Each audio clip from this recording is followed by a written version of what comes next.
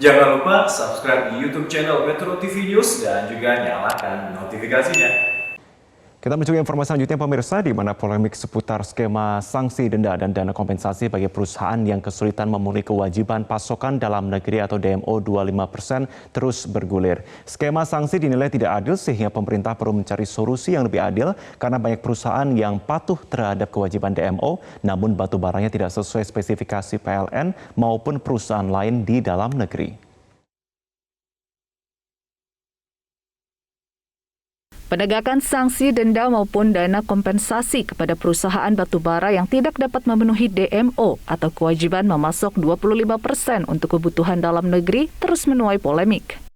Karena banyak perusahaan yang sudah melaksanakan kewajibannya, namun batubara yang ditambangnya tidak sesuai dengan spesifikasi PLN maupun perusahaan lain di dalam negeri.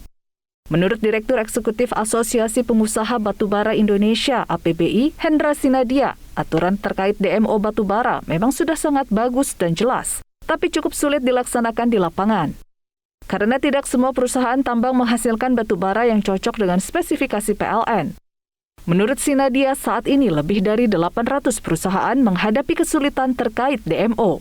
Karena batubara yang dihasilkan dari tambangnya tidak cocok dengan spek PLN. Karena itu pemerintah perlu mencari solusi yang lebih adil dan permanen agar tidak merugikan penambang maupun PLN. Nah ini yang mungkin masih perlu diskusi antara pemerintah dan perusahaan-perusahaan yang mungkin sulit memenuhi penerapan sanksi tersebut, ini untuk dicari jalan keluar karena banyak hal-hal teknikal di lapangan ya. Tentunya skemanya sudah bagus, sudah dibuat, namun tentu saja ini tidak semua perusahaan akan bisa memenuhi ini. Sementara di sisi lain mereka juga bukan berarti tidak patuh ya. Nah ini yang kita perlu ada satu skema yang menurut kami jadi solusi permanen. Oleh karena itu kita perlu mendorong nih segera agar terbentuk satu badan khusus. Sementara pengamat energi Komaidi Notonegoro menyatakan banyak solusi yang bisa diambil untuk menyelesaikan persoalan DMO batubara.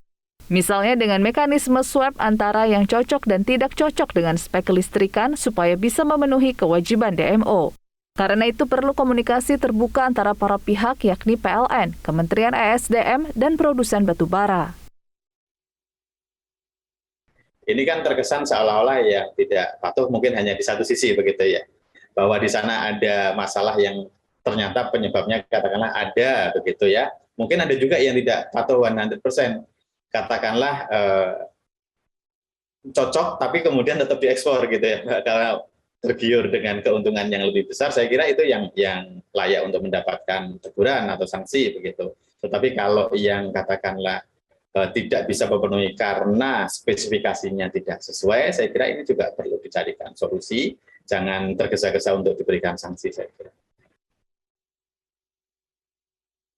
Berdasarkan catatan APBI, batubara yang cocok dengan spesifikasi PLN sebenarnya cukup banyak, yakni sekitar 245 juta ton atau 2 kali lipat dari kebutuhan PLN yang hanya sekitar 120 sampai 130 juta ton per tahun.